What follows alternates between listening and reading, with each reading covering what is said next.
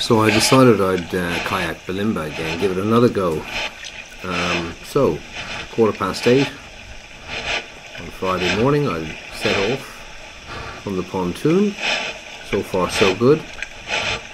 The river's quite clear immediately leaving the pontoon. It's a nice morning. It's just me adjusting the camera. Looks like I've run into something, but I haven't actually. So, a bit of a wind, a northerly wind, which could be a problem. Most of the river's clear, but above the first bridge, in this first section, there are some places where it gets a little tight. This was probably the worst. Was the worst, and there was no clear passage at this stage with the very high tide. It's a lot of flotsam on the surface, but you don't really know what's underneath, so you got to be a little bit careful, because you don't want to get the kayak stuck on a branch and then fall over trying to get off, because you don't really want to fall off and be tangled up in a tree. So this was a bit hard to foresee exactly where the tree lay, but I knew that it was going to be passable because I went over it 2 weeks ago. I knew it was going to be passable, but it was just hard. It's actually lizards run around on this flotsam, and one runs away from the far side of the flotsam just in a minute.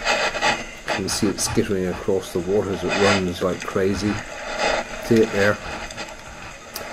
There was also a striated heron feeding on that when I came down. So yeah, it's able to get through all right. It's just a bit dicey because you can't see what's underneath. So a bit further down the river, come to the first bridge, which is the Manipi Bridge, which looks pretty much the same from the water as it does from the land. And once you get under the bridge, then it kind of the river's a bit clearer. There was one other tight patch, but other than that, it was fine. So an hour later, and I'm coming up to the Wynnum Bridge, the Wynnum Road Bridge, I should say. Oh God! Typical. It's actually a double bridge, one bridge for each lane, and they actually look like they've been put in at different times, which I suppose the road was extended at some time and a different bridge was put in, which is, I guess, sort of interesting. That's obviously the newer one coming up now, the second one.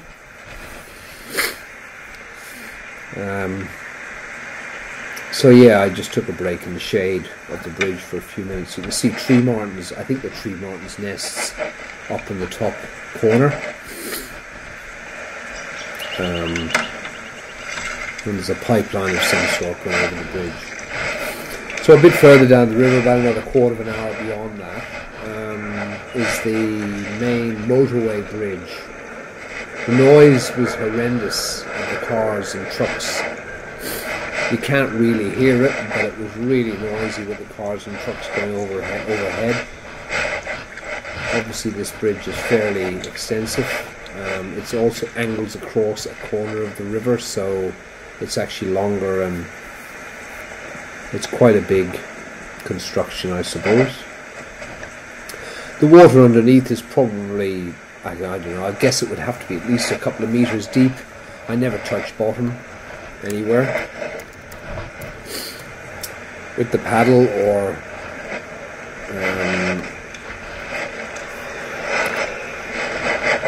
and I was digging fairly deep at times, so I never came close to touching bottom. A bit hard to estimate just how deep it is, but obviously it's not very deep.